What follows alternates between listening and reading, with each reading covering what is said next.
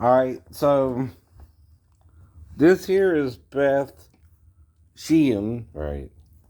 So I guess, and from here to here is the Dead Sea and the Sea of Galilee.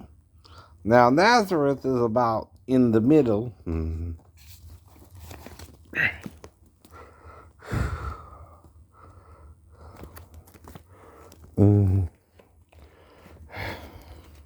Haifa is here. Right.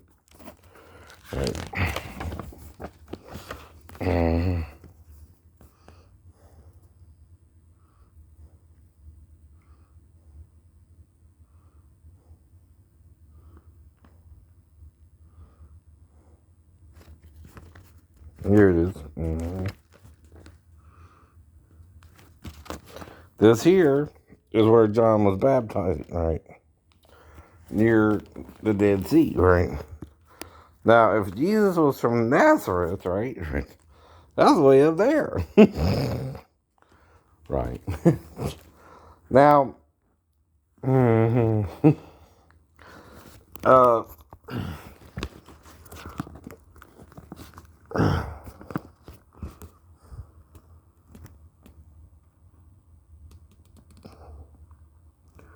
now Capernaum is way up here, which is where the wedding was, by the way, in Canaan, right?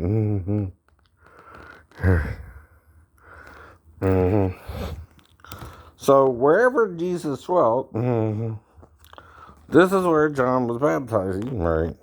If you see what I mean, right? And somewhere up in here is Nazareth, right? And they spent the whole day with him, I guess, right? Cause see, this is different than modern Israel too, right? This is Israel without all the build-up from 2,000 years ago, too. Probably looked a little different, you think? Another thing you don't think about is Israel back then probably looked a little different than it does today. But anyway, this is where Beth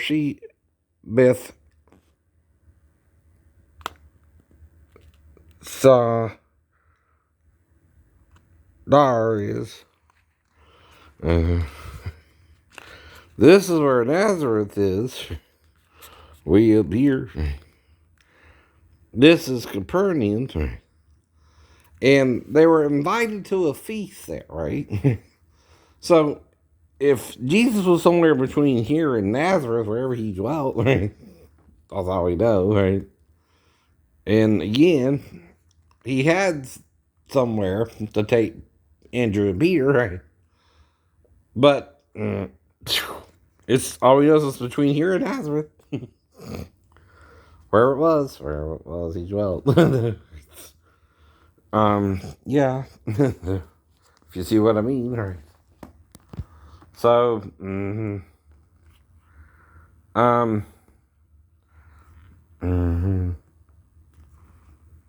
right. Now they have about 4 different maps, or more. This is the kingdom years. This is Jerusalem, and from David to Christ, right?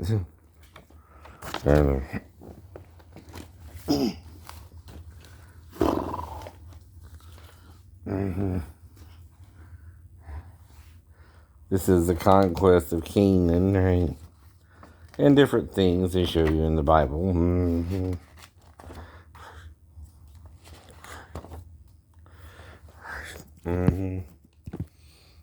Yeah. So, this shows where they were baptized. Way up here is Nazareth, and way up here is Capernaum. And this here area is the land of Canaan, right? And Samaria, right? It's around the same area, by the way, right? Right. See? Samaria. And see, Jesus lived more in Samaria, right, himself, right, which would explain the woman at the well of Jacob, right. Now, if you ask me, he's hitting on that girl same as Jacob did. And I think he got some that night, you crazy Christian. Uh-huh. Our Lord was a player. I don't think he just played patty cake with that woman, right? I think he did the nasty with her, right? Because he's the seventh Shemitah, right? 7 women, says Isaiah, shall take hold of one man, right? This is a messianic prophecy as well. You aren't shown in the church, right? Reason being, right? It implies Jesus took away their reproach, which was having a baby. Well, well, this woman had 5 husbands who divorced her probably for that reason, you think? Right? She was living with the dude, right? And Jesus will be the 7th guy. If you understand what I mean, right? What do you think he was doing there with her? And telling the disciples, I have meat to eat of that you do not. Okay. What's he planning on there, right? And then they so silly. They asked him if someone else brought him something to eat. And well, he give him something to eat, all right. He was talking to the lady. Talking to the lady. The beautiful woman coming down to the well. And I swear I think he's hitting on her. And got him some that night. And the thing is, I don't know if John knew or not, but I bet Jesus and the woman at the well knew. But he's bringing it up for a reason. A, they don't normally deal with the Samaritans that way at all. And B, okay, I've heard of someone picking up someone, as Jacob himself did Rachel. Well, he wanted to marry Rachel. Well, maybe the Lord said, aha, here's this beautiful woman coming to the well of Jacob. Let me ask her a couple questions. Hey, babe, do you have 5 husbands and live with the dude now? Uh-huh, you do. Okay. Well, I'm the Messiah, honey. And I think we should get together. Like Rachel and Jacob. Right, Rachel and Jacob. Maybe I can give you something these other couldn't give you. And they had a daughter, as well, because his seed was cut off from the land of the living, right?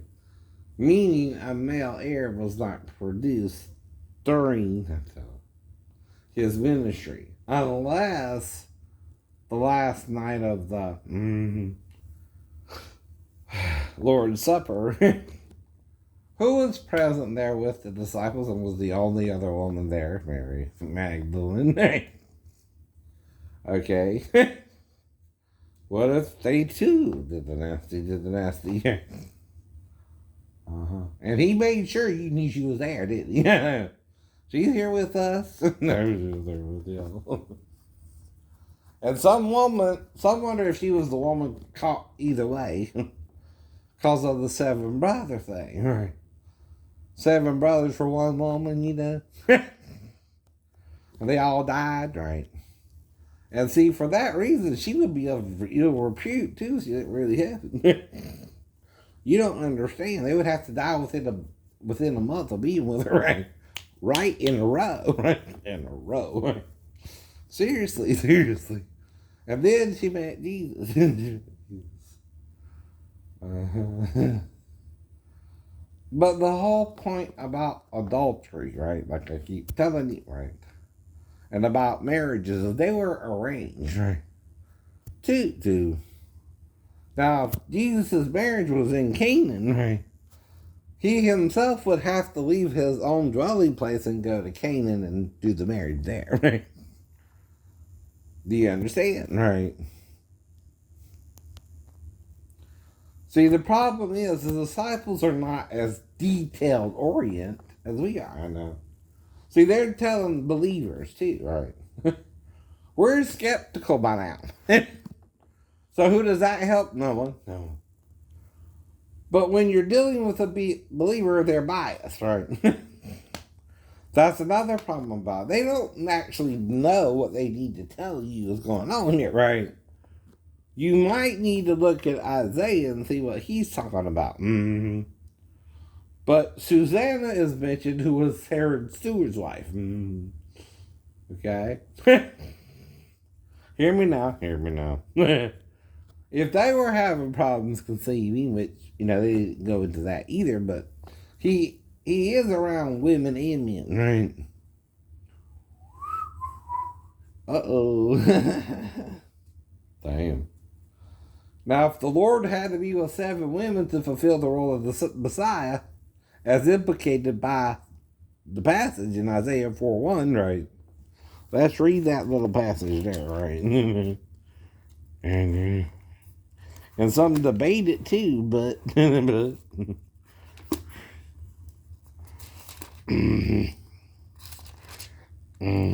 what it's even talking about. Here it is. And in that day, 7 women shall take hold of one man, saying, we will eat our own bread and wear our own apparel. Only let us be called by thy name to take away our reproach. Now, there's several women who had to deal with this, starting with Sarah herself, right? Who was having problems conceiving with Abraham, right? And gave her Hagar in her stead, right? Well, this is where wife swapping came in. Or slave swapping for the wife. Anyway. And Moses is clear about a wife, but if it's a slave, the wife has precedent over the slave. I'm sorry, Muslims, right? That's why Ishmael is born of a slave and under Sarah's command, right? But that don't mean he didn't love Ishmael. Mm-hmm. But he was kind of a pain in the butt to him, right? And threw him and his mother out, right? Because of Sarah. Mm-hmm. Now, you know how women can get with each other. I don't know. Sometimes. And when half brothers or whatever, the former heir is no longer the heir because the wife had a child as well. And this is very confusing about the law too, because you might say if you're a Muslim, well, didn't he marry them both? No. That's your problem. She was the slave girl, right? Who had to do what Sarah told her to do, right? We also don't know Eleazar isn't involved because God calls Isaac Abraham's only son, right? When he goes to sacrificing. Now, I understand Moses and Muhammad, right, too, right? But the problem with Muhammad is either he's being sarcastic, right? So you can't change what Moses wrote. It's even said in the Old Testament that, right? You can't change Ishmael to Isaac, right? Right. Or Isaac to Ishmael, right? I know. 500 years after Christ. Okay? No Jew or Christian will listen to you there, right? Nope. And then you got a problem because, we're just going to think you full of it, right? Now, some confuse the idea of Jesus claiming to be one with God, right? And Paul and Thomas and different people calling him God too, right? Okay, well, he is the God of all flesh, right? And that he can metamorph into 3 forms, right? We, however, cannot do this, Muslims, right? Though even the Christians were confused about this because of Emperor Constantine, who was 300 years after Christ, right? Or in 325 AD, he found out about the little religion started 300 years ago or so after Jesus was put on the cross around 27 AD, right? Now, we're going back to the original Roman calendar, though, to get that day, right? Because some people are doing that now, too, right? See, another problem is a third calendar came about, dated from the birth of Christ, right? Well, that was 7 BCE, right? Or 6 BCE, according to the old Roman calendar, right? That's why you're confused, right? If I take a calendar and I put a different date on it, right? I'm not really doing anything but confusing you, right? I know. Even if I make the birth of Christ 1 AD, right? In honor of my Lord, that's not when he was technically born, right? That don't serve anything but the vanity of a man, right? To do that, right? And Jesus wasn't vain, he was humble, right? Not that it's a big deal, right? Not that it don't mean you can or can't. But if you don't know that was done, and you try to go from the birth of Christ on, and there's a separate Roman calendar, you're going to get the dates confused. Like they're doing now, right? It was really around 6 BCE, though, that he was conceived and born, at least before Passover. That's all we know for sure. Anywhere between November of the year the angel appeared to him in the 6th month. Well, in the birthing calendar, that's February, March. Right? In the sacred calendar, that would be September or October, right? Or maybe even August, September, I'm not sure, right? But around that time. It's either August, September, or September, October, right? One of those is the 6th month, right? In the sacred calendar. And of course, in the Roman calendar, it's June, right? Now, each one would produce a different date if you count it from 40 weeks, right? From when he told her.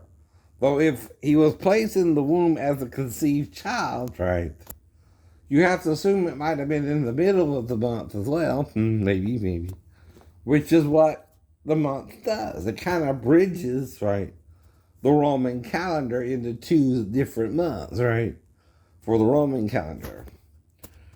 February, March is sometimes the 1st month, right, or the 6th month of the birthday calendar, right. June is always the 6th month of the Roman calendar, though, right, but that would put a later date, right. And each state would have a later time that the child would be born, right? Now, if you go from February, it will be November, right? Like me. And my son Jonathan, right? We were both conceived around the middle of November, right? I think my mom got pregnant by my dad Bobby around that time, and then anywhere from the 10th to the 14th, right? They met and got down and dirty and again, like every parent, right? And again, me and Daphne did the same thing with Jonathan, right? Now, most kids don't like it when their parents talk about sex, but we gotta grow up and talk about sex.